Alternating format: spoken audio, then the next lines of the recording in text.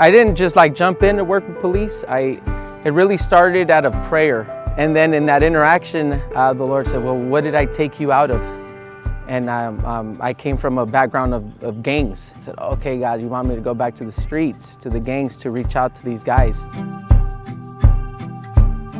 The first curfew sweep, our role in that was I promised to bring volunteers. And so I had to get the church to trust me to get volunteers to go out and to do this outreach. I think it was a little awkward for everyone because everyone was trying something new. We had the gang members in the room, we had law enforcement in the room, and we were like in the middle.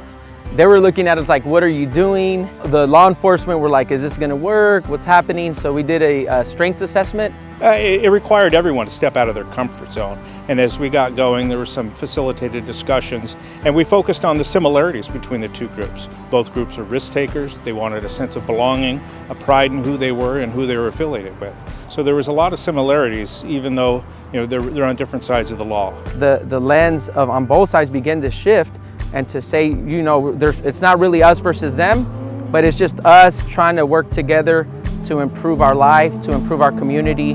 I recall Pastor Sandoval explained to me once that you can't just keep pumping gas into the tank until you patch the holes. And he is referring to identifying and addressing the underlying issues that led these folks to where they were. The first thing is call somebody. Pick up the phone, email, text someone that you may have a connection to, that has the connection to the community or the police department or some initiative going on, and then show up. Any community leader or religious leader can reach out to their respective departments in their area.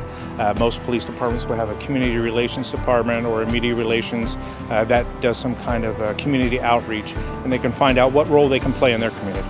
This isn't for everyone, but if you pray and you're feeling led, inspired and motivated to get involved, I strongly believe, I know there's a place for you to get engaged, there's a place for you to get involved, to participate, but it has to come from the heart.